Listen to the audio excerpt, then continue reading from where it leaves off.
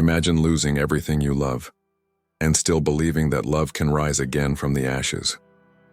That's exactly what happened to Emma Collins, a humble maid with a generous soul who endured the pain of losing her husband and still kept moving forward with faith and dignity. But fate had other plans. Her new job would be in the mansion of a reclusive millionaire, Nathan Cole, a man shattered by the loss of his fiancée. 2 broken lives, and one hidden secret that would change everything. What happens when love dares to unite 2 hearts marked by the past, even when the world insists they were never meant to meet? Before we dive into this story of forgiveness, redemption, and the healing power of love, make sure to subscribe to the channel and turn on the notifications so you don't miss any of these emotional stories. And tell me in the comments, where are you watching from? I want to see how far this story will travel, because maybe along the way it'll find you too. The mansion in Beverly Hills stood tall, surrounded by immaculate gardens and an iron gate that rarely opened. Inside, the air carried the weight of silence and longing. Emma Collins arrived with careful steps, her reflection flickering across golden glass panels. A widow and adoptive mother, she carried in her eyes the mix of exhaustion and courage of someone who had faced loss, but still believed in new beginnings. At that moment, she couldn't imagine that this job would change the course of her life. Nathan Cole was the mansion's owner, a man whose fortune could not disguise his loneliness. Since the tragic death of his fiancée, Olivia Hart, he had withdrawn from the world, turning the house into both refuge and prison. No one truly knew what happened behind those closed windows. The only constant sound was the ticking of an old clock, reminding everyone that time kept moving, even for those who had stopped living. Emma had been hired to clean, but soon realized there was something deeper about that house. Every piece of furniture seemed to tell a story. Every portrait held an absence. The elegance of the place contrasted sharply with the emptiness of its owner. Yet she carried on, driven by the need to give her son Lucas a better life. With each movement, she brought a touch of warmth to a place that had long forgotten what life felt like. The instructions were clear from the start. Do your work, ask no questions, and never approach Mr. Cole's office. The housekeeper, Margaret Blake, repeated the rules with firm voice and watchful eyes. Emma nodded, fully aware this job was too valuable to risk. Still, something about the mansion stirred her curiosity, not out of ambition, but a strange sense of familiarity, as if fate itself had guided her there for an unknown reason. While working, Emma noticed details others would overlook. An open book left on the desk, the faint aroma of coffee, the distant sound of piano notes. Everything suggested that Nathan, though withdrawn, wasn't entirely gone. Life still whispered faintly within those walls. Slowly, her presence began to change the atmosphere, subtly but unmistakably. Where there had been silence, there was now a trace of warmth. By late afternoon, sunlight streamed through the stained glass and filled the corridor with gold. Emma was polishing the marble floor when she suddenly felt someone watching her. She froze, scanning the room, but saw no one, yet the feeling remained. The house, once merely a structure of stone and glass, seemed alive, observant, curious, almost sentient. And though she couldn't explain it, Emma knew she was not alone. The mansion bore the marks of Nathan's past. Old photographs, scattered sheet music, untouched mementos, all reminders of a love that had ended too soon. Everything breathed a silent sorrow, the kind that lingers long after words are gone. Emma, unknowingly, became part of that atmosphere, a new presence in a place that hadn't welcomed one in years. Her quiet resilience filled the space with something it had long been missing: life. At night, her son Lucas waited eagerly for her stories about the mansion. She would describe the vast rooms, the piano, the grand staircase, omitting, of course, the sadness that haunted the place. To him, his mother was brave, a figure of strength, and without realizing it, the job that connected her to Nathan Cole would soon bring Lucas into that same web of fate, binding their lives more deeply than any of them could foresee. The next morning, the sun rose over the white columns of the estate, and Emma returned to work with quiet determination. The silence was still there, but something in the air had shifted, a subtle presence, barely noticeable yet undeniable. Between the shimmer of polished floors and the echo of distant music, change was approaching. And without knowing it, Emma was just a step away from breaking the first of many rules that would forever intertwine her destiny with Nathan Cole's. By the second day, Emma realized the mansion had stricter rules than any other house she had ever worked in. Margaret Blake, the housekeeper, repeated each one with precision. No questions, no curiosity, and never opened Mr. Cole's office door. Her tone was calm, but the weight behind her words left no room for doubt. The entire house seemed to bow to those rules, as if even the walls feared breaking them. Emma followed the instructions with the discipline of someone who understands the fine line between what can be done and what should be done. Still, there was something in that house that seemed to beg for discovery. The silence wasn't peaceful. It was the silence of hidden truths. Every hallway carried the echo of a story unfinished, and every sound, a door closing, footsteps in the distance, felt like a memory refusing to fade. Mornings followed a precise rhythm. The smell of fresh coffee drifted through the kitchen at 7. The garden was watered by 8. And by 9, the faint sound of piano music filled the air. Emma never saw who played, but she recognized the melody. Always the same, soft and incomplete. That song became the pulse of her days, the invisible presence of Nathan Cole. Margaret watched Emma from a distance, studying her every move. Despite her firmness, there was a quiet respect between them. The housekeeper sensed that the new maid was different, calm but unyielding, gentle yet grounded. Few could endure the mansion's emptiness without being swallowed by it. Somehow, Emma brought warmth into a place that had forgotten what comfort felt like. Meanwhile, Lucas faced his own challenges beyond those walls. At school, the boy endured the sting of being different, adopted, quiet, and artistic. He tried to hide the pain, but words from his classmates left invisible marks. Emma, even far away, always knew when her son was hurting. Perhaps that was why she accepted the mansion's silence so willingly. It was the price she paid to offer him stability.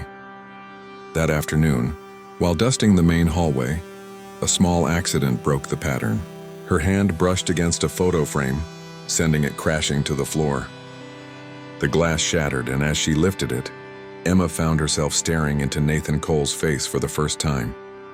A man with sharp features, intense eyes, and a sadness that felt almost alive. For a heartbeat, she forgot where she was. It was like looking at someone who had forgotten how to smile. Moments later, firm footsteps echoed behind her. Her heart skipped. Before she could hide the frame, a voice sliced through the silence. "What do you think you're doing?" Nathan stood there, tall, imposing, dressed in black. The tension filled the air.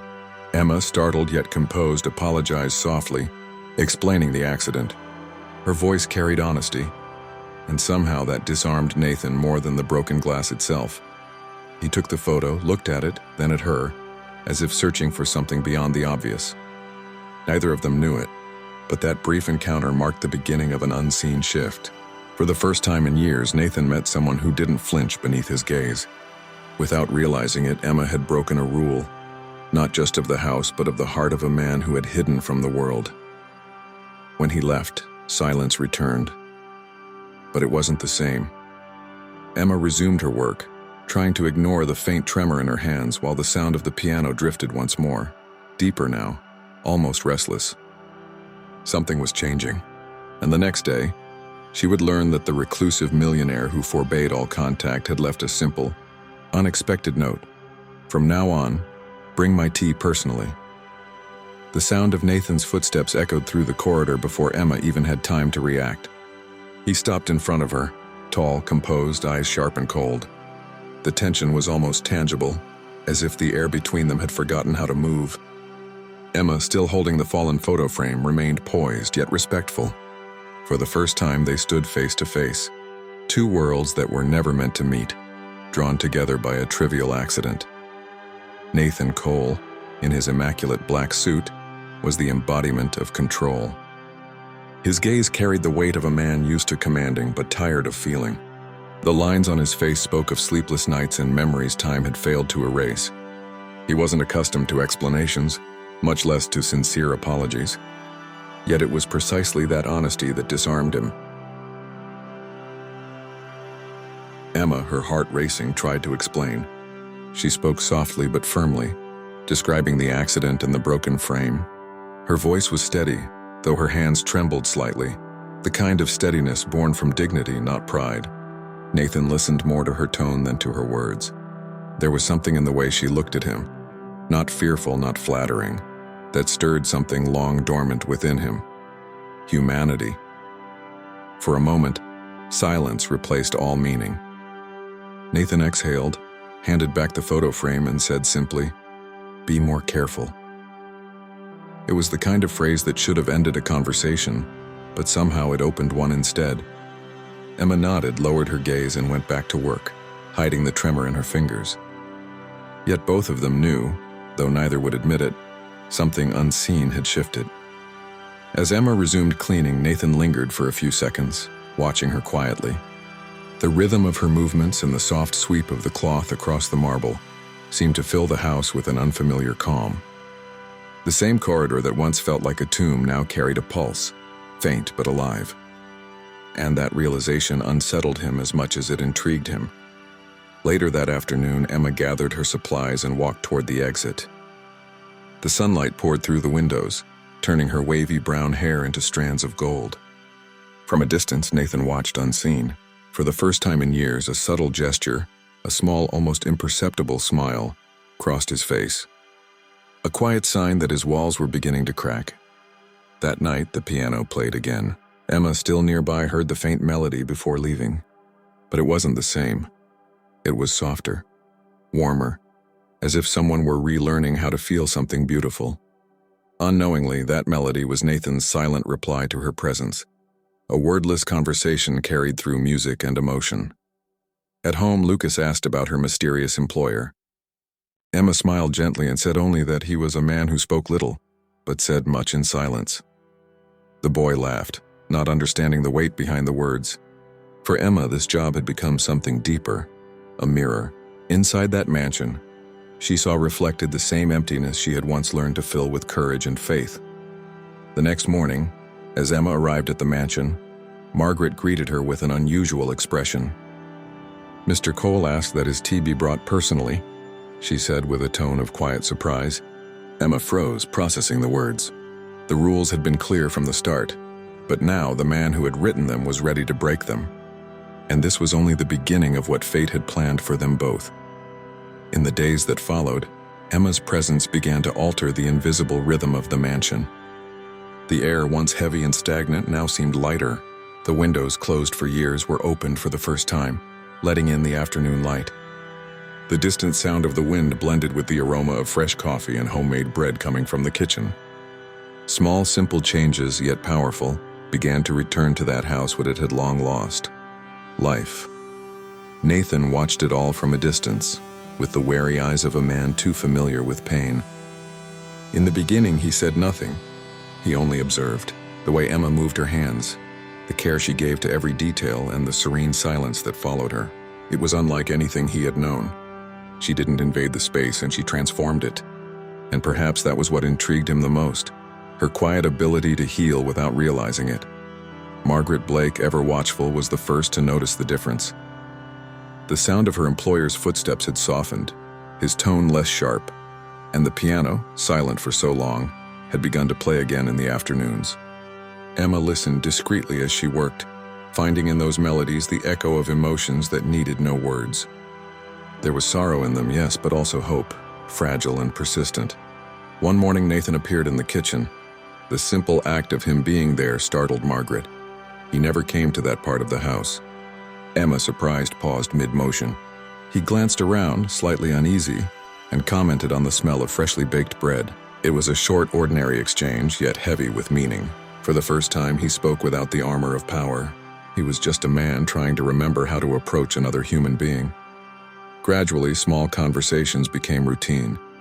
Nathan would ask about her son, about the flowers she placed by the windows. He rarely smiled, but there was something in his gaze, a weariness that seemed to fade when she was near. Emma, without trying, brought calm where absence had once ruled. Her presence was like a candle burning in a dark room. It didn't erase the darkness entirely, but it showed a path through it. One afternoon, as she brought him tea, Emma found the office door open. For the first time, she saw the room that had been off limits. Books scattered on the desk, sheet music on the piano, a window half covered by heavy curtains. Nathan sat there, but not as before. The hardness in his eyes had softened. He thanked her and, in a rare gesture, invited her to sit for a moment. It was brief, but enough to dismantle another wall. As they talked, Nathan mentioned Olivia. The name lingered in the air like an untouched memory. He spoke little, only what he could bear, said she was kind, brilliant, and made the world seem gentler, until the day fate took it all away. Emma listened in silence, respecting every pause, every word that trembled on his lips.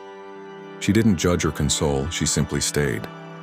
And in that quiet, Nathan rediscovered the power of being understood without words. When Emma returned to her duties, she still felt the weight of that conversation. On the desk, she noticed a photo of Olivia smiling among flowers. There was something in that face that stirred her, a strange familiarity she couldn't name. Her heartbeat quickened, but she brushed the thought aside. After all, some resemblances are mere coincidence, or perhaps not. In the days that followed, the house itself seemed to bloom with them. The flowers Emma placed in vases stayed fresh longer.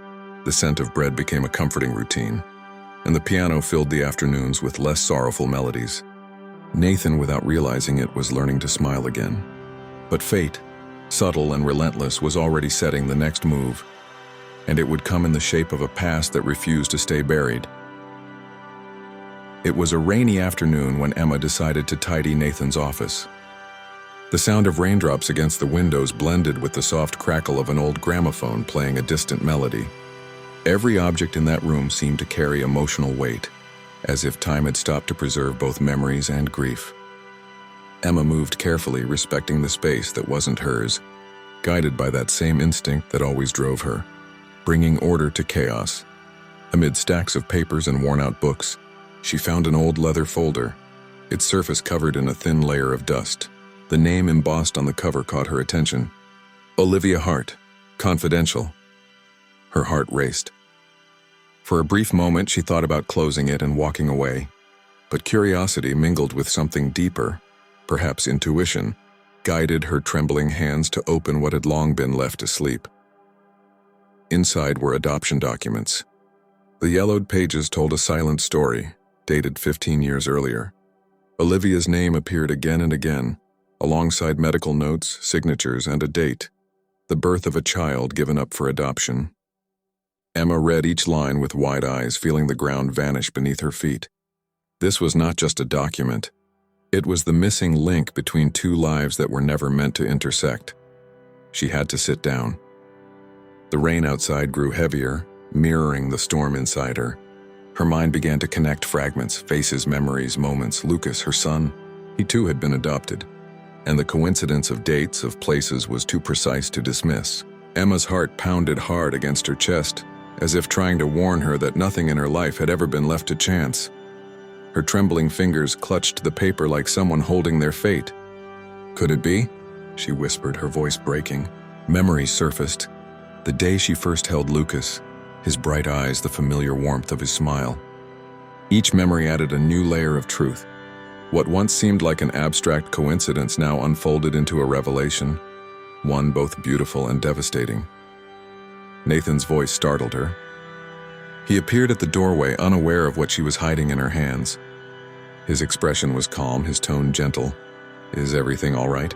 She took a deep breath, forcing a small smile, saying she'd been distracted by the rain. Nathan nodded, unsuspecting, and returned to the piano. The sound of the keys filled the air again, but now every note carried a weight she could no longer ignore. Emma slipped the folder carefully back where she had found it. Her breathing was still uneven, her mind far away. She knew that secret could change everything. Her relationship with Nathan, her love for Lucas, even the story she believed was hers. It was too heavy to confess, yet impossible to forget. Deep inside, a quiet truth whispered, "Destiny always finds a way to reveal itself." That night, sleep wouldn't come. Olivia's face from the photograph returned to her mind again and again, the same smile that now haunted her. It was as if that woman, even from beyond, was trying to tell her something, and Emma, with silent tears on her pillow, began to understand. Love sometimes takes paths the mind can never fully explain. At dawn, sunlight broke through the clouds, painting the room with golden warmth. Emma looked at Lucas sleeping peacefully beside her. She brushed a hand through his hair and felt the weight of a truth she could not yet share. The game of life had shifted, and in her heart she knew. Destiny had just played its next move. Time seemed to move differently inside that house. Ever since Emma discovered the truth, she lived with her heart divided between love and fear. Every glance from Nathan now carried an invisible weight, the memory of what she knew and he didn't. Yet she kept the secret, as someone who guards a fragile flame against the wind. And curiously, that same flame began to warm all three of them, without any of them realizing it. Nathan, unaware of what stirred beneath the surface, began to grow close to Lucas. Music became the bridge between them. The afternoons filled with piano notes, the boy's clumsy attempts, the man's patient guidance. There was lightness in those moments, as if the past had finally loosened its grip. Emma watched from a distance, her smile tender, her heart heavy with a love that now held more meaning than she could ever explain. At 15, Lucas started to see in Nathan something he had never known before, a father figure. The man who once seemed unreachable now laughed at his failed attempts to play Chopin. Sometimes Nathan would gently correct his posture, rediscovering through that simple act the joy of teaching, the power of caring. The music echoed through the mansion, softening its walls, and even Margaret, who rarely showed emotion, would pass by smiling. Emma, however, lived in silent conflict. Every moment of joy brought gratitude mixed with anguish. She knew the truth hovered over them like a patient shadow, waiting for its moment to emerge. At night, as the house grew quiet, she watched Lucas sleeping and wondered if love alone could protect him. From the world, from the truth, from destiny itself. The mother in her wanted to hide him from everything. The woman in her knew secrets have a way of demanding to be told. Nathan was changing. The coldness in his eyes began to fade, replaced by warmth and humanity. He smiled more, laughed again, and even the air around him seemed lighter. In Emma, he found a calm that disarmed him, a kindness that asked for nothing in return. Sometimes he'd catch himself simply watching her, imagining what it would have been like to meet someone like her before. But perhaps love's timing doesn't follow clocks, only the rhythm of the soul. One late afternoon, Lucas surprised Nathan by playing the piano alone. The melody, simple and pure, struck something deep within him. "You have talent," Nathan said, his voice softer than usual. The boy smiled shyly and replied, "My mom taught me to believe in what I feel." Nathan had no answer. He simply nodded, his heart trembling as something inside him quietly broke and healed at the same time. Emma watched from the doorway, unnoticed. The scene before her felt like a gift from the universe. Two hearts finding each other without knowing they had always been connected by something greater. It was like watching destiny unfold in silence, note by note. And though joy filled the air, her eyes carried a trace of unease, as if she sensed that love, sooner or later, would demand its truth.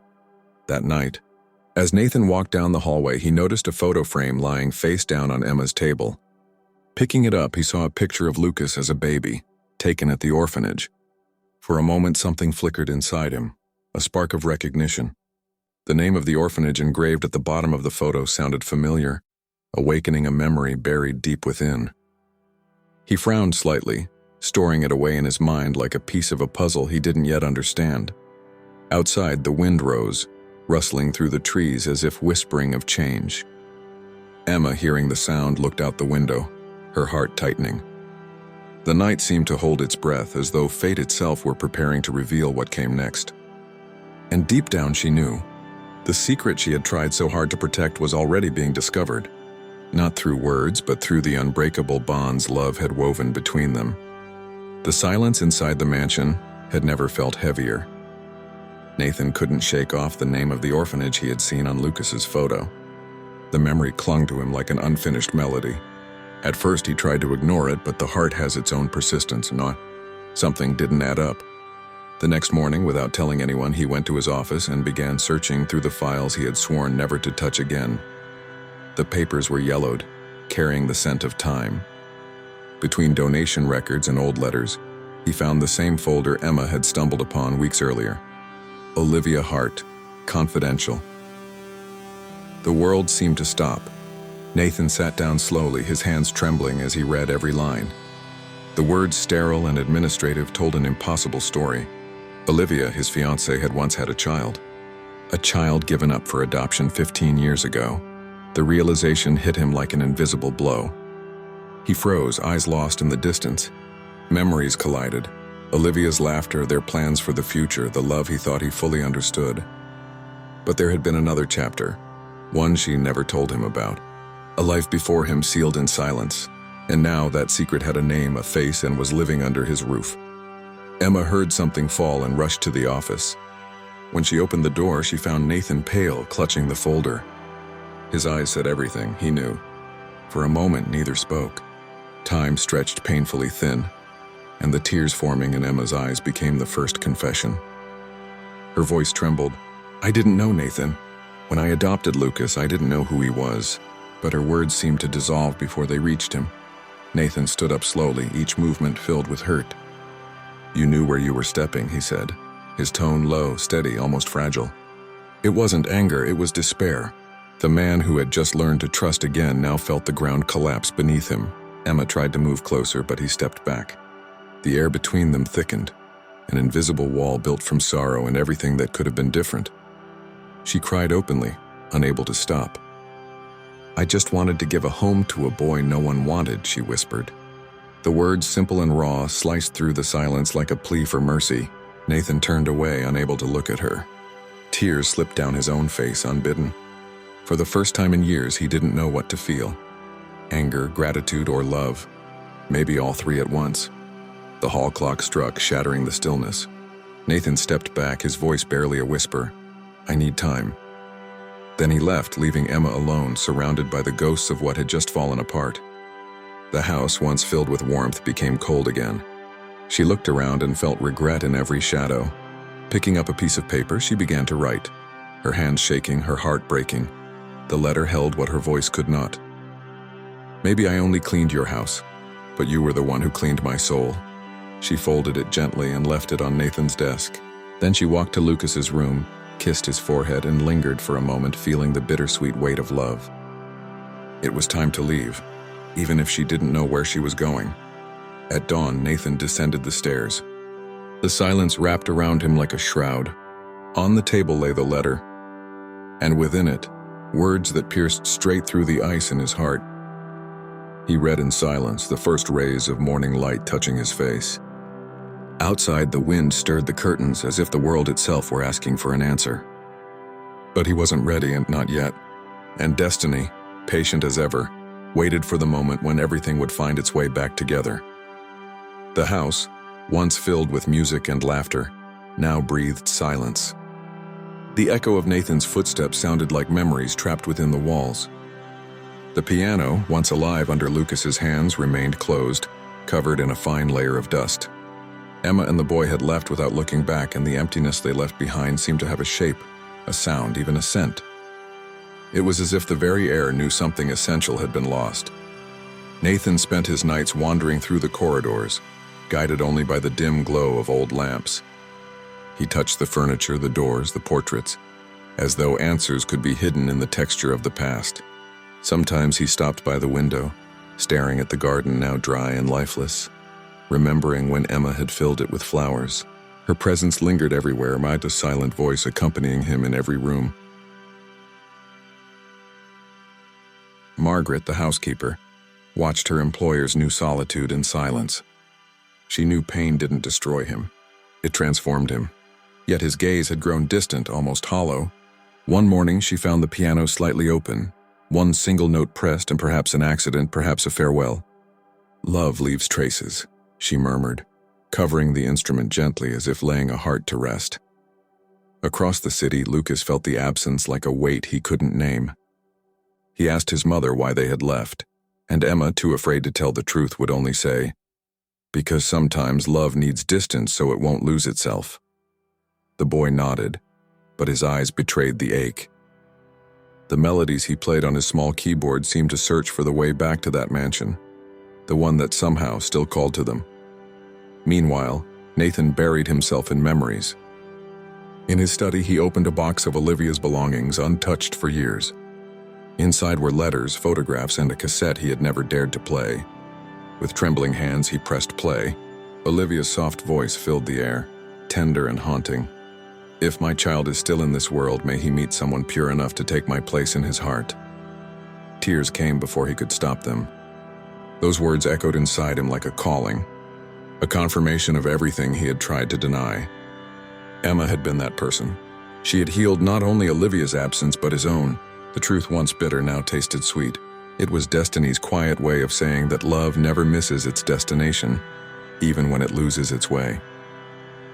That night, Nathan walked into the garden. The moonlight traced the path Emma used to sweep every morning. He moved slowly, breathing in the faint memory of her homemade bread, Lucas's laughter, the life that had once bloomed there. Each recollection was both a wound and a miracle. Sitting on the stone bench, he looked up at the sky, unaware that his heart had already begun to move again. Margaret watched from the window, eyes glistening. For the first time in weeks, she saw him breathe differently, not from pain but from surrender. There was something new in his posture, a quiet serenity born after the storm. "You finally understand, don't you?" she whispered, smiling softly. Love, she thought, doesn't end when people leave. It ends when we stop feeling, and Nathan still felt. The next morning, the sound of the piano returned to the house. It wasn't a perfect melody, but it was honest. Nathan played slowly, each note carrying memory and forgiveness. Outside, the wind stirred the withered flowers in the garden, as if the world itself recognized that something was being rebuilt. And for the first time in a long time, he knew. Loneliness was not the end, but the prelude to reunion. The world outside never forgives a good scandal. When the press discovered that the reclusive millionaire had fallen in love with his housekeeper, and that her son was, in fact, the lost heir of his late fiancée, the story spread like wildfire. Headlines screamed across screens, "The Beverly Hills Secret." No one spoke of love, only of secrets, money, and disgrace. The truth, as always, had been butchered by curiosity. Emma found out at the market while buying bread. People whispered and glanced her way as if she were a character in a soap opera. She tried to ignore it, but the weight of judgment was almost physical. At home, she turned off her phone, dimmed the lights, and held her son tight, trying to shield him from the cruelty of the world. Lucas, confused, asked softly, "Mom, why are they talking about us?" And she, fighting back tears, replied, "Because some people can't understand what they've never lived." Nathan saw the headlines and felt the old fear return, the fear of losing everything again. But this time not through guilt or tragedy, through cowardice. He knew that silence made him complicit in the injustice. Emma was being humiliated for a love that had only brought light to his life. He spent nights pacing the halls, torn between pride and remorse. Then one morning, as his eyes fell upon Olivia's photo above the fireplace, he made his decision. The mansion, once his refuge, had become a prison. Staff resigned, reporters camped at the gates, and neighbors whispered as if watching a play. Margaret, steady and silent, remained by his side, preparing tea and watching him wrestle with himself. "Sometimes love demands courage, Mr. Cole," she said gently. He lifted his gaze, and something in his eyes shifted, the look of a man ready to face the storm. Meanwhile, Emma tried to make herself invisible. She refused interviews and avoided going out. But the cruelty of public opinion is like acid rain. It slowly eats away at dignity. Even so, she didn't hate Nathan. She kept his memory pure, like something sacred that needed no witnesses to be real. At night, she wrote small notes in her journal, convincing her heart she had done the right thing by leaving. Across town, Nathan was preparing for something no one expected. He called his lawyer, contacted old press partners, and scheduled a conference. When his lawyer hesitated, he simply said, "More than ever." In the days that followed, the mansion came alive again. Cameras, lights, microphones. For the first time in years, Nathan didn't hide. He shaved, wore a dark suit, and looked at himself in the mirror with quiet resolve. On the appointed day, the garden of the mansion glowed under the flash of cameras. Nathan stepped onto the small outdoor stage, the cool morning air brushing against his face. Reporters waited, hungry for words. He took a deep breath, looked to the horizon, and began to speak. There was no script, only truth. And in that moment, the man who had spent years running wasn't just addressing the press. He was addressing destiny itself. While he spoke, Emma watched from home, hesitant. The man on the television didn't look like the cold millionaire the world described, but the vulnerable soul she had once known in the shadows of pain. Lucas sat beside her, eyes fixed, too young to understand the words but old enough to feel their meaning. It was as if fate was finally bending back toward mercy, as if the world was ready to correct its course. And when Nathan lifted his head and spoke her name in front of everyone, "Emma Collins is the most honest woman I've ever met," the world froze for a heartbeat. Cameras clicked, reporters went silent, and the wind swept softly through the garden. It was not just a defense, it was redemption. His heart had finally chosen love over shame, and in doing so unknowingly, he set the stage for the morning that would change everything. The sun rose lazily over Beverly Hills as the headlines began to change their tone. The same public that once judged now applauded. The video of Nathan's speech went viral, spreading tears and admiration across millions of screens. For the first time, love wasn't the headline of a scandal but of courage. And amid all that digital noise, Emma didn't yet know that destiny was about to knock, quite literally, on her door. She woke up to a soft knock. For a second, she thought it was the mailman or a nosy neighbor. But when she opened the door, time seemed to stop. Nathan stood there in a dark suit, holding flowers, honesty shining in his eyes. For a moment, no words were needed, only the sound of wind in the trees and her heart beating in rhythm with his. When love is real, it doesn't need to be explained. He smiled faintly, almost shyly. "I didn't come to justify myself," he said. "I came to thank you." The words carried the weight of someone who no longer needed to hide. Emma watched him, unsure if this was reality or a dream she hadn't dared to have. His face looked different, softer, more human. The man who once hid behind pain now carried in his eyes the courage of someone ready to begin again. Still hesitant, Emma stepped aside and let him in. The small living room seemed too tiny to hold so much silence. Nathan looked around and took in the small details that spoke volumes about her. Stacked books, the smell of coffee, the colorful cloth draped over the couch. Everything there breathed life, and he realized that this was exactly what his mansion had always lacked. Life. "This is the most honest place I've ever been," he whispered. Lucas appeared at the doorway, curious. When he saw Nathan, he froze for a moment, but the man's gentle look made him relax. Nathan smiled and knelt down in front of him, extending a hand. "You know," he said, "I never thought I'd play piano with anyone again, but I'd like to try, if you'd let me." Lucas glanced at his mother, who nodded softly, then smiled. "I'd love to."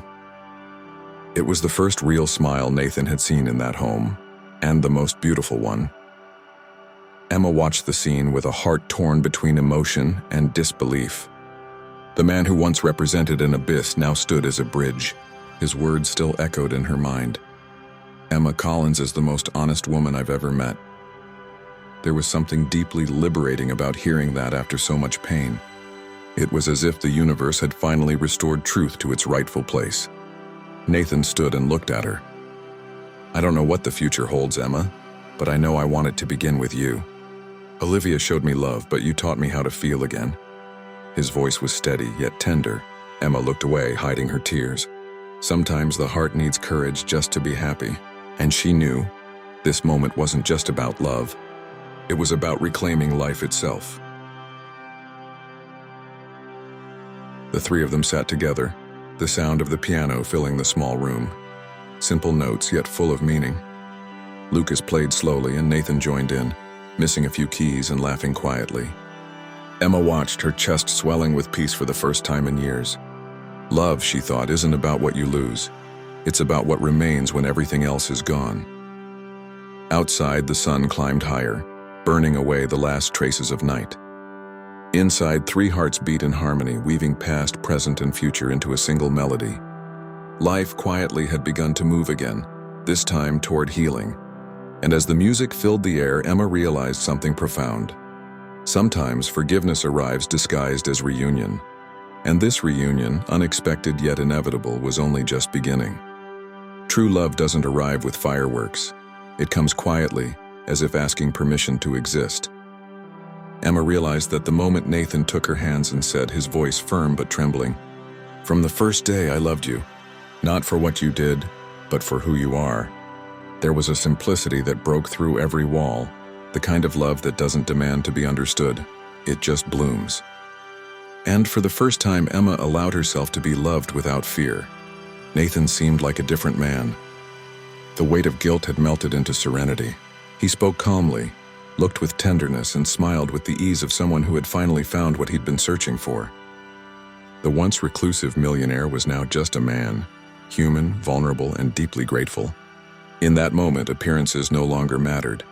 Wealth lost its shine in the light of truth. Lucas watched it all with the quiet wisdom only a young heart can have.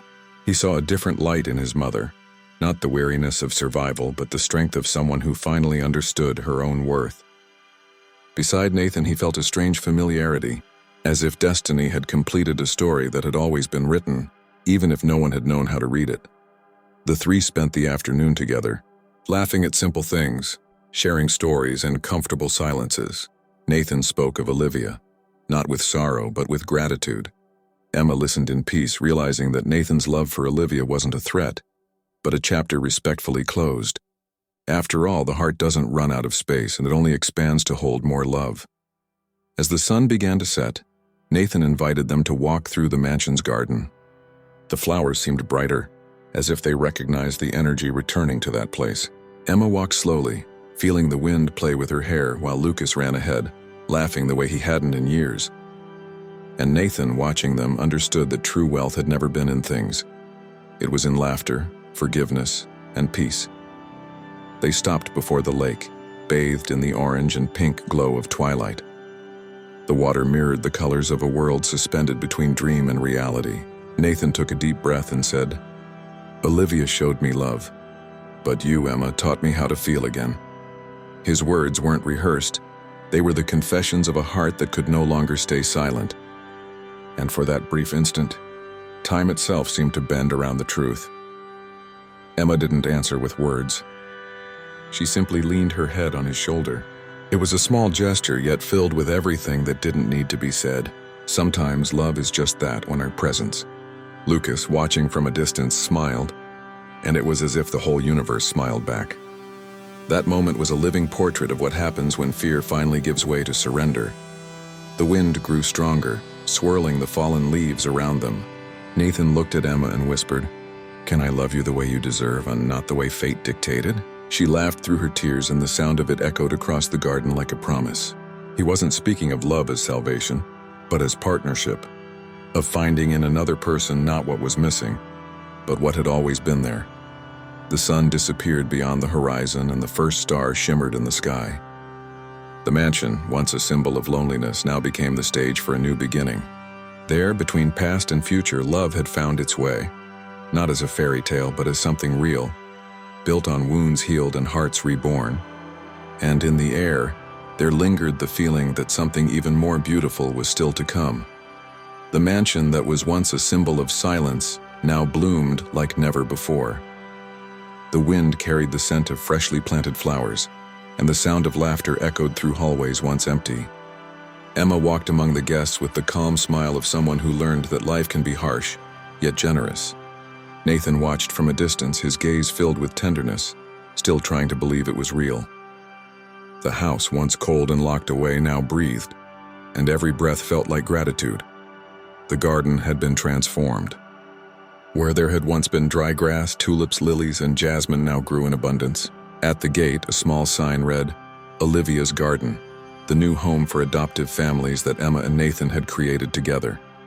Children ran through the flowers, volunteers served homemade cake, and laughter blended with the distant sound of a piano. It looked like a dream, but it was real as the love that built it.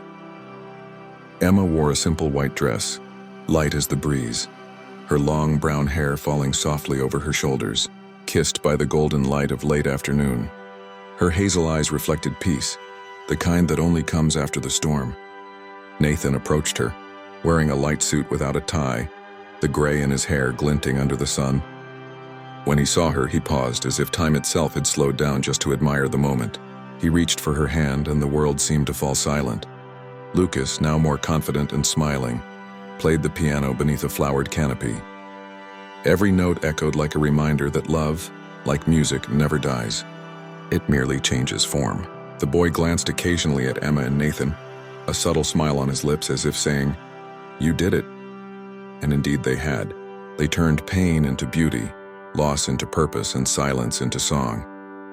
Nathan took Emma's hand and led her to the small altar in the garden. Flowers swayed gently around them, and sunlight poured down in soft golden tones. There were only a few guests, the ones who truly mattered. Margaret, the old housekeeper, wept quietly in the back, smiling through her tears. Love didn't need an audience. It only needed truth. When Nathan began to speak, his voice was calm but filled with emotion. "You came into my house to clean the dust, and ended up cleaning the dust off my heart." Laughter rippled softly through the crowd, followed by tears.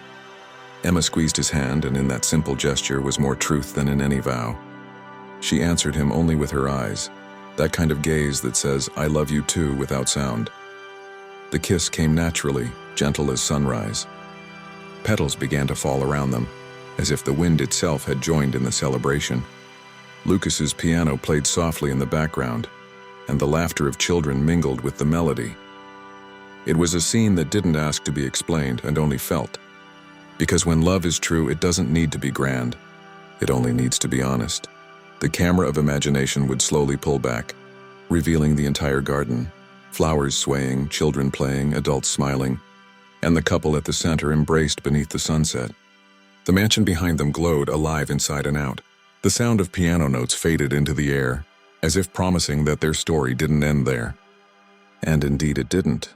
Above, the first stars appeared in the sky, reflected on the still surface of the lake. Emma, Nathan, and Lucas walked together among the flowers as if the whole of life fit into that single instant. The love that was once born from pain now bloomed in fullness, no longer hidden but open to the world. And in every falling petal there was a reminder: true love isn't found. It's revealed. The love between Emma and Nathan isn't just a story. It's a living reminder that destiny never gets lost. It simply waits for the right moment to reveal its purpose. How many times have you believed that the ending was final, when in truth it was only a beginning in disguise? Sometimes what feels like loss is just the soil being prepared for something greater to bloom. And when life feels too heavy, remember, even flowers need the rain to exist. If this story touched your heart, imagine how many others can change the way you see love, forgiveness, and second chances. So don't leave just yet. Subscribe to the channel, turn on notifications, and keep walking this journey with us. Here, every story carries a lesson, and every lesson has the power to transform how you see life. Because in the end, true love isn't found. It's revealed, and it might be closer than you think.